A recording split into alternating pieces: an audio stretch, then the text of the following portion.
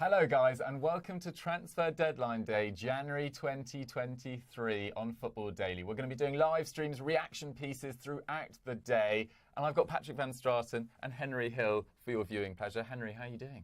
Yeah, great. I'm very excited. I actually normally find deadline day a bit tedious, but today it's going to be huge. I've just got, there's so many stories bouncing around for every single club. There's so much money swapping hands. Yeah, let's have it. Absolutely, it's going to be a good one. Pat, you excited? You've seen a few deadline days. This feels like it's going to be a good one. Say this like I'm an ancient man that you found in the heart of a mountain. Yeah, I am quite excited about this deadline day because it feels like things are actually changing. I mean, normally I'd have thought that Henry would like deadline day because Fulham basically only exists on deadline day and on the last day of the season when they get relegated.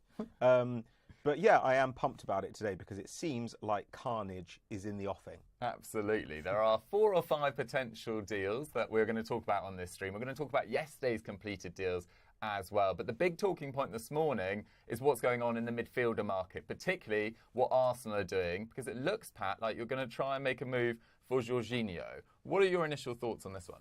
Well, we should temper this a little bit with the news that Arsenal are apparently lodging a third bid for Caicedo. Whether that actually gets a deal done seems very unlikely. Brighton seem to be extremely clear on this point, but Jorginho has emerged as the kind of leading alternative, I guess. To me, it's not that bad, depending. So if, for instance, Arsenal got him on a 6-month deal until the summer and then he's a free agent, as he was planning to be, wonderful. If it's 18 months, okay. If it starts being longer than that, then I have an issue because the wages are quite big. And the one area of Arsenal's squad that is quite old is the central midfield, right? You've got Xhaka and Partey, who are both around 30. Everywhere else in the squad is really pre-peak age-wise. So bringing in a 31-year-old, perhaps not the best thing. But it's worth remembering that Jorginho would not be coming in to start. He'd not be coming in to replace Xhaka or Partey. He'd be coming in to replace El Neni, who's out injured. And it's strange to me that we were kind of okay going through the first half of the season with Sambi Lokonga, who's clearly not good enough, and El Neni as the party backups. But we would not be okay with Jorginho, who is clearly a Premier League quality player. He's a good passer, which has been the thing that, beyond all other things, Arteta has always prioritised, right? He'll take a guy who's a little bit physically weaker, who maybe has a little bit of rashness in his game, so long as they're really good on the ball. And Jorginho is certainly that. I mean, even during his Chelsea time, massive drop on his Napoli time, but still one of the best progressive passers in the league. And defensively, he's active. I'm not sure that his positioning's great. I wouldn't trust him to play a lone 6 role. But I'm not sure anyone really does play a lone 6 role at Arsenal. People say that Partey does, but when you've got such mobile centre-backs, when you've got White pushing up into midfield, when you've got Zinchenko, who essentially plays a free role across the midfield, nobody's going to be sitting in that midfield by themselves expected to do all the defending. And Arteta's not an idiot. He's not going to bring in Jorginho and say, yes, I'm going to park you in 50 yards of space and assume that you're going to defend like Makelele.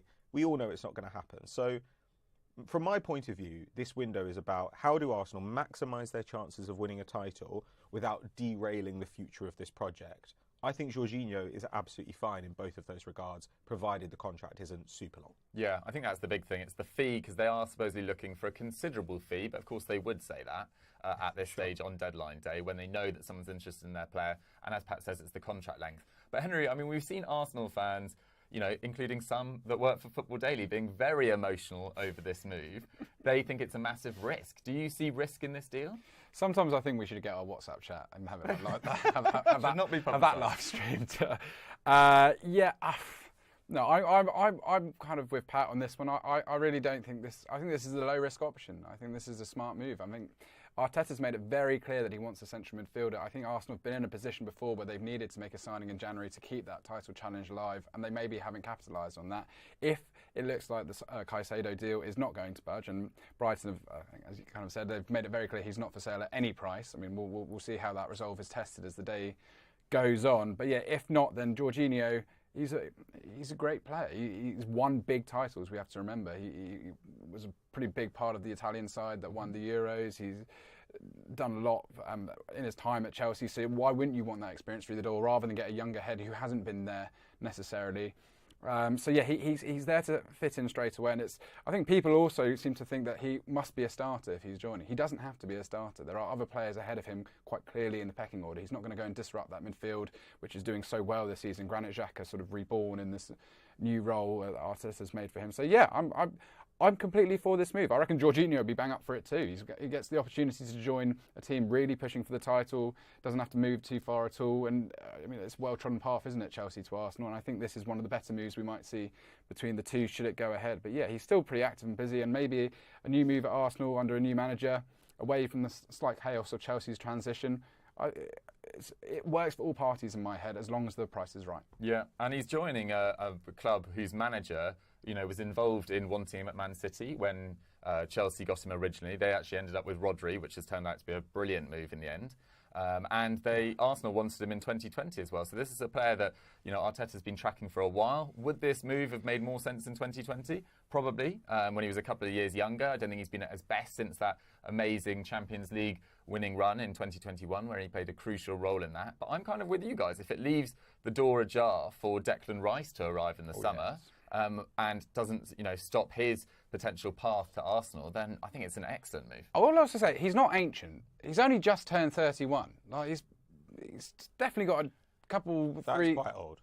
I don't think it is old, but it isn't at the same time. It's still enough time to contribute something in the short term. I think. Yeah, but you can understand that if a player starts slow and then they're getting to 31 and they lose a little bit of pace, if they didn't have much to start with, that does become a problem. I mean, it is something that you'd have to take into account, right? But if he was coming in to be a starter, but because he's there to spot Partey a couple of games, it doesn't matter too much, or to play in the Europa League, which of course Arsenal are going to have to contend with as well.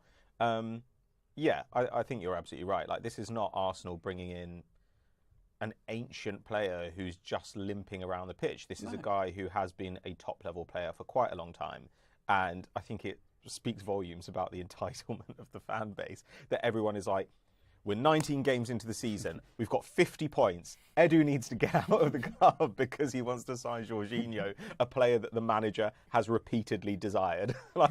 It's just ridiculous. So I mean, if this is the worst that Arsenal's day gets, then it's fine. Yeah, and also there's not that many games left of the season now. What have Arsenal played? 20 games? There's 18 Premier League games left. Played 19, sorry. So there's 19 Premier League games left. There's potentially 2 Europa League games, but as many as 7, I believe. So what? That's not very many games left of the season. If Jorginho is coming on in those Europa League games, or if he's starting those Europa League games, if he's coming on for the final 20 minutes of Premier League games, giving Partey crucial rest when he is fit, because this injury doesn't seem like a really long-term one, then I'm pretty behind it, to be honest, as long as the fee is correct. Pat, let's quickly touch on your other January signing, Leandro Trossard, because he started pretty well for Arsenal. Yeah, I mean, I don't think we should get ahead of ourselves. He's been brought in to be a solid rotation player across the front line, and that's exactly what he's looked like so far. I think Arsenal fans wanted to hype up his performances a little bit because of the whole Mudryk of it all. But I thought he was really, really good against Manchester City. That was a game that Arsenal could easily have won or drawn with their second string side. There were 6 changes. And if you count Nketiah, there are 7 guys in that starting 11 who don't start for Arsenal normally. And I thought City played their strongest 11, basically. So to go toe-to-toe with them, bringing in Trossard, and he looks like he knew the role. What we hoped he'd bring is that ability that he's had, especially this season, to create that half yard of separation in the box and get off a shot. And he's able to do it with both feet. Well, he did that in that game.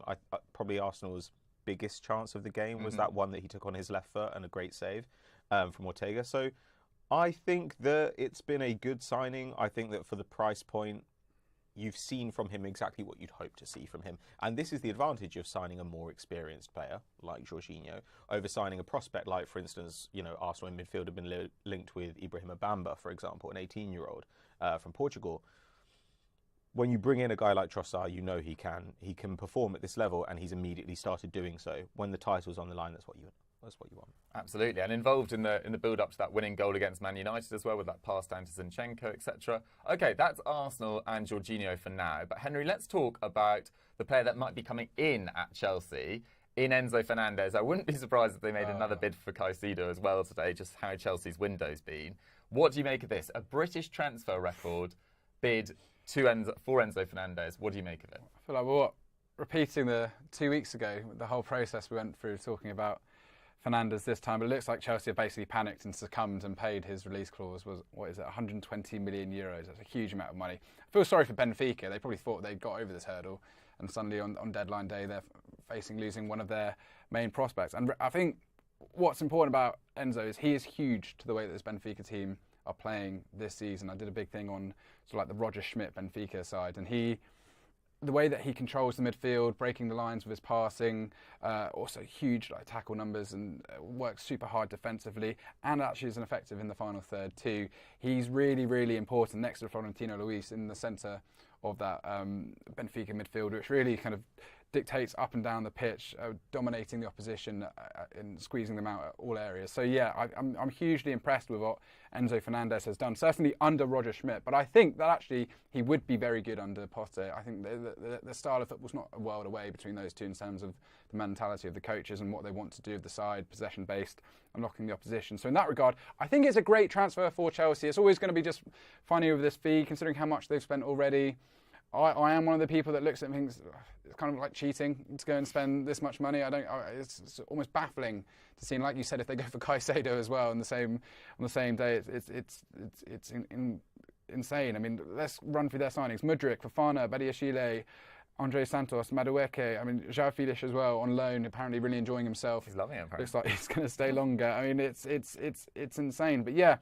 And I don't actually have too many reservations over his sort of lack of experience in European football. Enzo Fernandez, that is, only 29 appearances, having moved over from River Plate. I think he was excellent at the World Cup, and that shows the kind of pedigree of the player to be good in the national team as well as his club side too. And obviously came from a great system at River Plate, producing talent there. So yeah, I like this move. Just the money is just baffling. It's amazing. But but in principle, I think this is a good signing for Chelsea. Yeah, definitely a really interesting player that deserves a move on the back of an excellent start to the season, excellent World Cup. It just feels like ridiculous money, but that's just my personal opinion. And I think, Pat, it does put a certain amount of pressure on Graham Potter because they've got the most expensive goalkeeper in the world, they've got the third most expensive defender of all time, they'll have the most expensive midfielder in history, and have signed Lukaku last year. Like, they've spent a huge amount of money on this squad. What are your expectations for Enzo Fernandez if this deal does go through? And where do you think Chelsea need to finish for this to be justified? I don't know if it's about where they're going to finish this season. I don't think Chelsea realistically think they're going to push into the top four, even with these signings. They're just too far back. I don't know if I'd particularly like it if I were Potter, because Enzo Fernandez, you're paying a superstar fee. Is he likely to come in and instantaneously be a superstar? We don't really know. This is a guy who's got 80 senior football appearances. 80. I mean, that is a staggeringly small sample. Yes, he's won the World Cup, but we've also seen players have great World Cups before. I don't know, really. I suppose that if he suits Potter's needs, then you're fine with it. You know, if he improves the squad, he's going to improve the squad in the long term. And if it signals that Bowley is committed to you and committed to your style of football going forward, then I guess that's fine. But it just puts more scrutiny on the manager. And I think that if you could give Potter the choice of a £120 million central midfielder or 6 weeks off away from games to work with the squad he has, he'd probably take that. It feels like they've never quite managed to gel. They've never quite got the hang of the way that he wants to play. And it seems like dumping in a bunch more new players is not necessarily going to help that immediately. Plus, with Enzo Fernandez, you wonder what the goal is here. I mean, at the World Cup, he was playing much deeper than he plays for Benfica, where he's really much more of an attacking midfielder, passing into the final third. At the World Cup, he was playing almost as a 6 at times. Well, is Chelsea's plan to use him as a 6, or is it to use him as a kind of hybrid 8-10? Is the hope that he can play as a 6, and then when Conte comes back, plays a more advanced role? And is the money because you say he can play both of these roles to a high standard, or is it because you think he's going to become a world beater in one of them? These are all questions that need to be answered.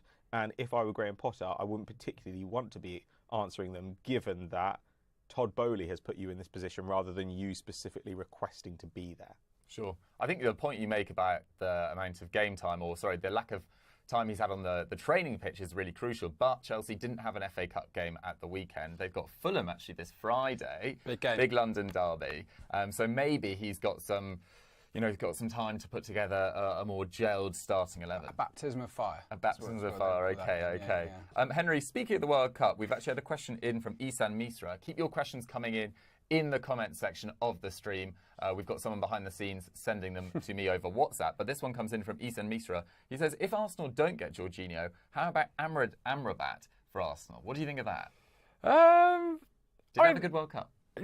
Yes. I mean, different kind of player, really. Not sure that's necessarily... Well, I don't mind that. I saw that he's being linked with Barcelona, and I really don't think that's the move for him. I don't think he's going to get any game time there whatsoever, certainly with Franck Kessié already looking like he's made a wrong decision going out there too. So, yeah, I don't mind that move. I know that Pat's not massively keen on Amrabat as a player, because obviously he's been linked with Liverpool a fair bit over time, and the thing is, his numbers for Fiorentina have never been truly exceptional. He's always been sort of in the conversation of a move away. I think he's been hyped up a lot. And he did look amazing for Morocco. But there was so much passion and there was identity in that side, and they were really working towards something. I wonder if that can translate over to week in, week out club football. And I'm not sure I get that from Amrabat necessarily. I mean, that would ultimately be a bench option once again. I'm less convinced by that than Jorginho in many ways. Fair enough. Yeah, we've got another question in from Het Muawala. He says, why aren't other clubs following Chelsea's strategy of stretching the FFP rules? Maybe because it's not that sensible, to be honest. I think there is a certain benefit in, amortising these fees over a longer period, getting around the rules, which have subsequently changed as of, is it 2024 they're changing? They've been changed as of this window, basically. But if some of these moves don't come off, you are left with very expensive signings that will be very difficult to shift in a European market where no one outside of the Premier League really has any money whatsoever. I think the Premier League, as of last week, had spent more than the other top 4 or other top 5 leagues put together. So it feels like very risky, and players can always get injured, they can lose form, they can struggle to adapt to a country. So having them for 8.5 years, maybe not the most sensible idea, but it's certainly a unique one. Pat, let's talk about a player that could be leaving Chelsea, Hakim Ziyech. There's been talks that he might join PSG on loan. That feels like a great move for him. He's sort of fallen upwards there. I mean, it's almost like they let Di Maria go and then they're like, who's the closest we've got to a Di Maria regen who's around? And it kind of is Ziyech, right? I mean, when you're PSG, you don't honestly need to care. I mean, PSG's strategy is really about how do we make sure that our best players are fit and rested for the 6 games of the year that actually matter to us, which are the Champions League knockouts. That's all they care about. So from that point of view, sure, go and get Ziyech. I don't really get it. I think I find it hard to find a home for Ziyech now. You really, is that because of his style? Yeah, I think at this stage of his career, you want to play him as a 10. Obviously, in his youth, at Heerenveen and at Twente, you got a decent amount of dribbling out of him. He was generally in the top 2 or 3 in the Eredivisie for dribbling, as well as chance creation, as well as shots. He was a real all-round threat. At this point, he's not really that. He's evolved into something much more like a conventional 10. So if I were going to sign him, I'd want to play him in that 10 space. That 10 space is super congested at PSG. It just is. I mean, you've got a little guy called Leo Messi who likes to play there. You've got Neymar who likes to play there. Even people like Verratti can push up into that zone. I know they've let Sarabia go, so maybe from that point of view, they're like, Sarabia out, Ziyech in. Ziyech is better than Sarabia, so overall, I'm fine with it. But it's the kind of move that's impossible to be excited about. Does anyone care about this move except Hakim Ziyech? Well, I think he's probably he's hardly even going to play. He's just going to be. Hakimi's like, cool. He was linked with Roma. Me and McCubs last week were quite keen on that move as a Zaniolo replacement. It felt like a nice fit for him. I mean, he was linked with AC Milan in the summer as well. I thought that would have been an epic move, but it goes back to the problem that these players join, they get their big moves to the big teams in England on massive money, and then when it's not working out, suddenly no one's going to pay the wages which they've become accustomed to. So, PSG are the only ones that's a drop in the ocean to them, whatever he's probably earning at Chelsea. I mean, he's just going to be another bench option. He's going to go from being a bench option at Chelsea, where he rarely plays, to being a last 10, 15-minute option at PSG. I mean, they don't have loads of wide players in that side. They've got a lot of players that can play through the middle. Obviously, their width mainly comes from their fullbacks, who are both exceptional. So, I'm kind of about this one. It's a bit of a, all right, see you later then. I like it. I think it's kind of like, he's fallen upwards. I kind of enjoy it. He can go win some trophies after a miserable time at Chelsea. I always thought he was unfortunate at Chelsea in that he signed in about February 2020, I believe, and by the summer they'd also signed Timo Werner and Kai Havertz, and It was like they never planned for him to actually arrive or be a feature in that side. So a little bit of a strange one. Speaking of strange, let's talk about what's going on at Man City. Because yesterday there was the news that broke that João Cancelo, which I think is now done, is joining Bayern Munich on loan. I think they've got a €70 million option to buy. But Pat, there's now news that Bernardo Silva could also leave on loan. Firstly, as an Arsenal fan, you must be delighted at the prospect of them losing two players like this. And surely it doesn't make any sense to loan out Bernardo Silva. Yeah, I don't really get what this is about. I mean, the Cancelo thing seems a pretty obvious case of a guy who's too good to sit on the bench and knew it, and a manager who said, well, I'm the ultimate authority here, which is kind of correct. And that was no longer a workable situation. And you can understand right now that Pep feels maybe an X factor in the title race is a degree of togetherness. Because as we know, Manchester City have the quality to win this title.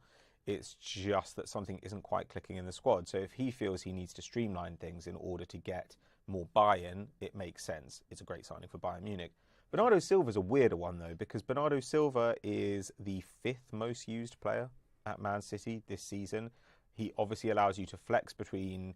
He can flex, rather, between an attacking role and a midfield role. And I don't know. I mean, I still don't entirely trust Gundogan there. I think, you know, his legs are starting to go at this stage of his career, and it's not a massive issue for them, but he is no longer as reliable as he has been in the past. Rodri, it feels like if he got injured, you would be in serious trouble. And I know we say that every season and he doesn't get injured, but at some stage it could well happen. It just seems a strange one. It's almost like Pep has decided this title is gone, which it clearly is not. I don't really understand it. If he'd done this at the beginning of the window, we'd have all assumed they were going to go and get somebody in to replace him. The only question is whether there's anybody who's actually able to take him today. Maybe not. Maybe this is just kind of paper talk. I truly don't know what to make of this one because I cannot see the logic in it. Well, I'm kind of with you. I mean, it's 5 points and a game in hand as the gap to Arsenal and 2 games coming up against Man City. This could easily turn around very, very quickly. I mean, Henry, if you were an Arsenal fan, I feel like we're constantly looking for reasons for Arsenal not to win the title. But if we put it on the table right now, Man City are losing 2 of their better players, particularly last year, 2 of their best players in particular.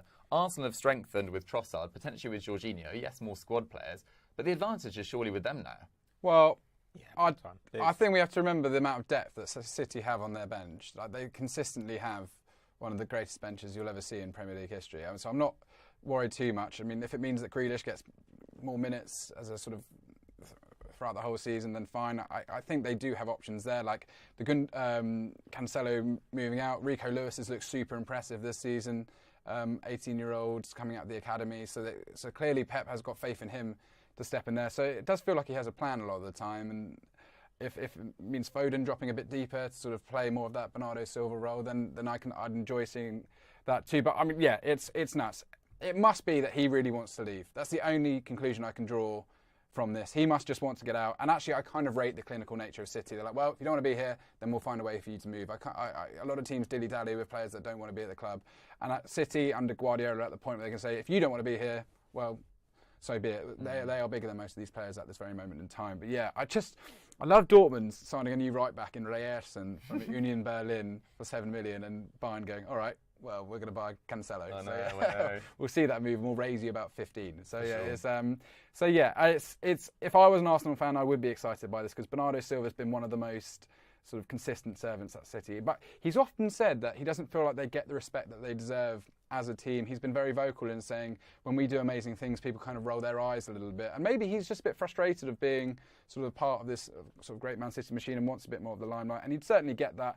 I know that Mbappe is apparently making noise that he wants him to go to PSG. Once again, that midfield is so heavily congested already, and they've bought all these midfielders in the summer. They'd have to move on someone like Soler, etc. Fabian Ruiz sort of make space for him there, and Vitinha too. So I'm not quite sure where that fits in. But whoever, if they can get him out of City, that would be an amazing signing. I kind of hope Atletico get him on loan, but I mean, it wouldn't be good for him as a player. Yeah, that's not for me at all. But yeah, I think it is interesting what you say because, you know, as Pat mentioned, Gundogan's out of contract, De Bruyne's now in his 30s. They're losing another key player, and they have obviously already lost Gabriel Jesus in the summer. They lost Sterling, they lost Zinchenko.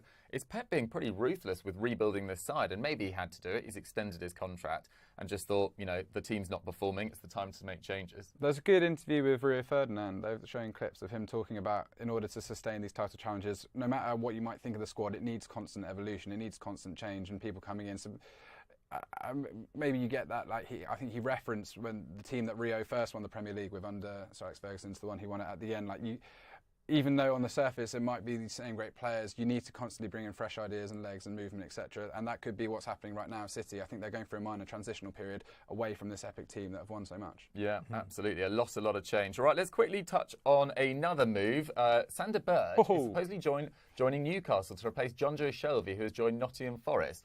Pat, of all the weaknesses in Newcastle's squad, it's probably full-back depth and maybe that central midfield area in terms of depth. What do you make of Sander Berge replacing Jonjo Shelvey? That's a bit of an upgrade. Yeah, I think so. He's somebody who really has always shone in two departments, I guess. One, he's been a solid defender, and two, he's been good at passing into the final third. And Jonjo Shelvey has basically only ever been a passer. He's never really done anything else. That's fine. This gives them a little bit more versatility. You imagine that Berger can play a slightly more box-to-box role if they need him to. He can also play as a conventional 6. He's reasonably young. He's not he's not somebody who is coming to the end of his career. Sure. You're going to get a decent length contract out of him. I think this is totally fine. Again, it's just a fine, sensible move, which is the sort of thing that becomes the bedrock of a good squad. Squads aren't just about signing shiny £60 million players. Actually, overall, what defines your squad more is how often you get the small moves right. And I think this is an example of getting a small move right. I like it. Okay, we've had a question in the chat from Jamaster Jupe. It says, Gyökeres to Everton. I watched him tear apart Sunderland on the opening day of this season for Coventry, and he has been linked with Everton. Obviously, Henry, we know that Everton have just got that Anthony Gordon money in over the weekend. They were looking at Conor Gallagher yesterday. I think he's supposedly not keen on a move to Everton, so he'll probably be on the move this deadline day, but maybe not if they do sell Jorginho. But they're also linked to Kamaldeen Sulemana, Ryan Fraser, Anthony Elanga. Any of these lighting your fancy? I don't think Ryan Fraser is the answer to this solution, sadly. Obviously I'm a big fan of Kamaldeen Sulemana. I think I enjoyed what he's done during his time at Rennes. He's quite an explosive player.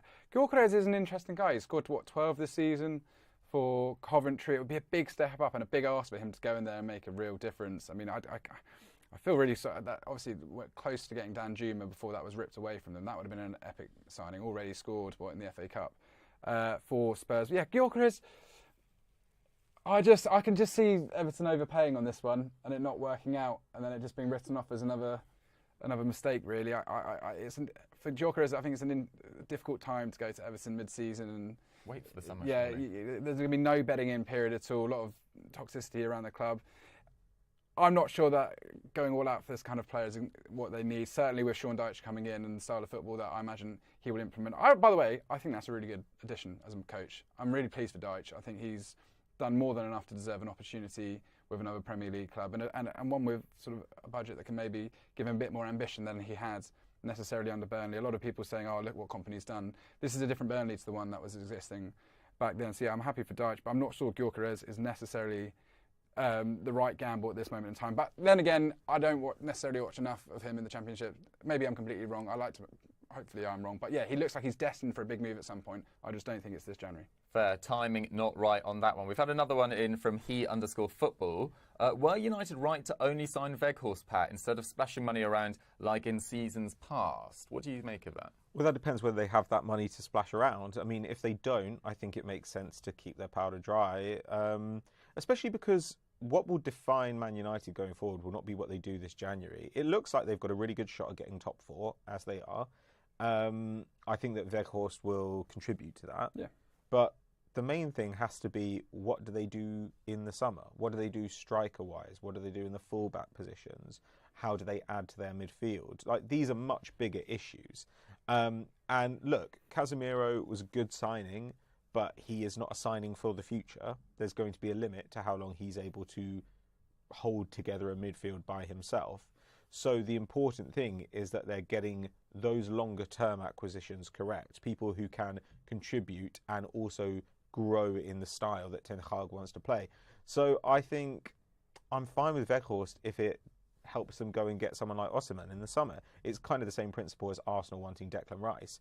If it means that they can go and get this longer term target, then that's what you've got to do. And everybody always thinks teams should spend more money and buy more players, but it's got to be a gradual process as well, because this team is still learning a style. They're still developing under a manager. And right now, you don't really want to upset the apple cart too much, because Man United are kind of going great guns. So I'm fine with it. Plus, United, I think, have a lot more to come from their squad than they're currently getting.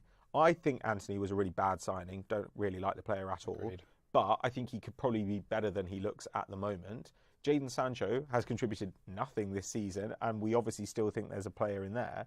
So if they can get some of these players contributing a little bit more, Martial more consistently fit, then I don't think you necessarily need to make a bunch more signings in order to actually improve your 11 and improve your output. Fair enough. There we have it. Yeah, I tend to agree. I don't mind it at all. Osimhen as well. Did you see his goal at the weekend against Roma? What a goal! It's almost as good as Mitoma's goal. Unreal. Yes, actually very similar in many ways.